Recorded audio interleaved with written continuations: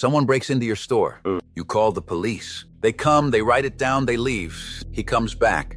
You call again. Same thing. Third time, he puts your wife in the hospital. You call. Nothing. Fourth time, he walks in with a gun pointed at your face. What do you do?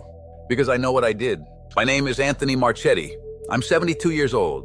I've been in this place for 13 years. My left knee locks up when it rains. I got a lens on these glasses held together with tape. I can't open a jar without running it under hot water first.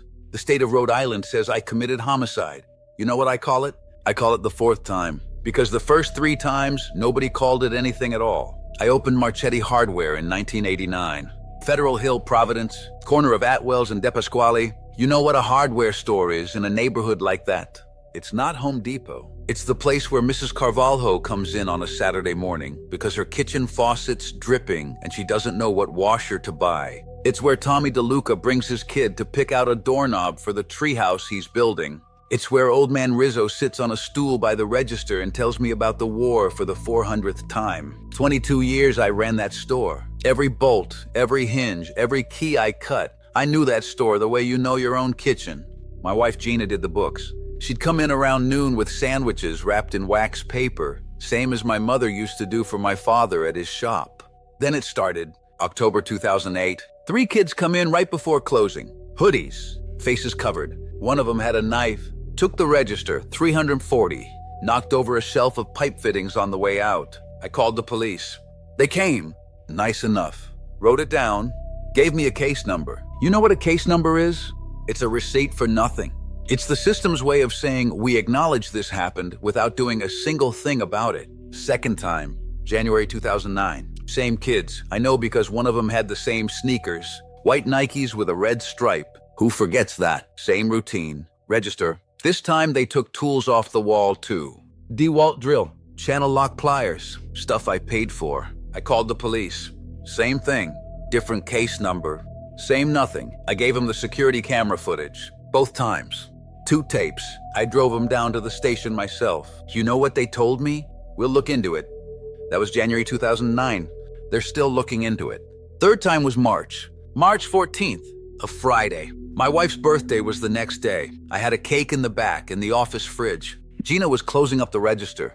I was in the storeroom. I heard the glass break. Then I heard her scream. By the time I got out there, one of them had shoved her into the shelf behind the counter. She went down hard, hit her head on the edge of the display case. Blood everywhere. On the floor, on the register, on the birthday cake money. Gina spent 2 nights in Rhode Island hospital. 6 stitches above her left eye, concussion. She still gets headaches 13 years later. You know what the police said? Mr. Marchetti, you might want to consider installing better locks. Better locks. My wife is on a hospital bed with her eye stitched shut, and a man in a uniform is telling me about locks. 4 police reports, 2 security tapes, 6 stitches on my wife's face, and his answer is locks. I went home that night. I sat at the kitchen table. Gina was asleep with an ice pack on her face. And I opened the drawer where my father's .38 had been sitting since 1991. I didn't take it out, not that night. I just looked at it. You try to do everything right.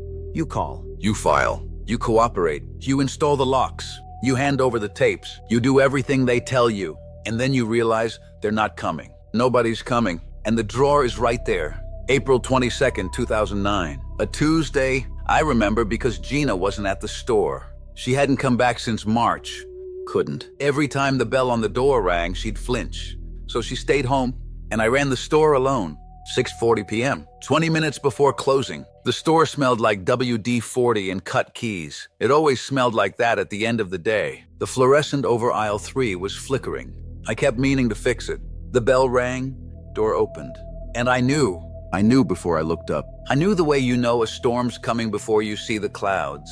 Something in the air changes. The temperature drops. Same kid, the one with the white Nikes, except this time there was no knife. This time he had a pistol. He pointed it at my face from maybe 8 feet away. I could see his hand shaking. 16 years old. His hand was shaking. Mine wasn't. The .38 was under the register. Had been since March. I didn't think about it the way you think about things when you're sitting in a chair watching this. I didn't weigh options. I didn't consider the law. I didn't think about what a jury would say. I thought about Gina. On the floor, blood on the register. 6 stitches. He grabbed a fistful of bills from the register, turned around, started walking toward the door, and I pulled the gun out. Now here's the part. Here's the part that put me in this chair. He was walking away. His back was to me. He was leaving. I could have let him go. Could have called the police for the 5th time. Could have filed case number 5 and waited for case number 5 to go exactly where case numbers 1 through 4 went. I didn't let him go. I fired twice. The first one hit the door frame. The second one hit him in the back of the left shoulder. He went down in the doorway, half in, half out. The bell was still ringing from when he'd pushed the door open. I stood there behind that counter. The gun was hot in my hand. The store smelled like gunpowder and WD-40. That fluorescent in aisle 3 was still flickering. I put the gun down on the counter. I walked around to where he was. I could hear him breathing, fast, scared. And for a second, just 1 second, I saw him. Not the kid with the gun. Not the kid with the white Nikes. Not the kid who put my wife in the hospital. I saw a 16-year-old boy on the floor of my store, bleeding, and I thought, what did I do? I called 911 myself. Told him what happened, told him everything. He died at the hospital 4 hours later. I found that out from my lawyer. 45 minutes after they told me the kid was dead, they charged me with homicide. That was 13 years ago. The same system that couldn't be bothered to arrest a kid who robbed me 4 times and put my wife in the hospital. That system moved real fast when it was time to arrest me. The trial lasted 4 days. You know what the headline was? Small business owner kills teen. That was me. That's what I became. The man who killed a teenager. Not the man who was robbed 4 times. Not the man whose wife got stitches because the police told him to buy locks. Not the man who handed over security tapes that nobody watched. The man who killed a teen. His mother was at the trial. She cried every day. And I'm not going to sit here and tell you I didn't feel that. I felt it. 16 years old. I know what 16 is. I was 16 once. I was stocking shelves in my uncle's store at 16. But you know what else I know? I know what 4 break-ins is. I know what a gun in your face is. I know what your wife bleeding on the floor is. And I know what 4 phone calls to the police and 4 case numbers and 0 arrests is. They gave me 15 years. Homicide, not self-defense, because he was walking away when I shot him. His back was to me. And the law says if the threat is retreating, you can't shoot. The law says that. The law also says the police should protect you. How'd that work out? The store closed 8 months after I came in here. Gina tried to run it. She really tried. But she couldn't do the orders, the inventory, the customers, the repairs, and the books all by herself.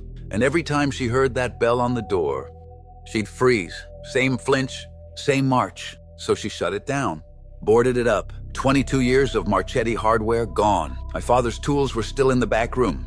She couldn't carry them out alone. They're still in there, far as I know, behind plywood. You want to hear something? After I came in here, Tony Ferreira's barbershop got robbed. Twice. Mrs. Carvalho's bakery, broken into. The bodega on the corner 3 times. Same crew. Same kids. Nobody did nothing.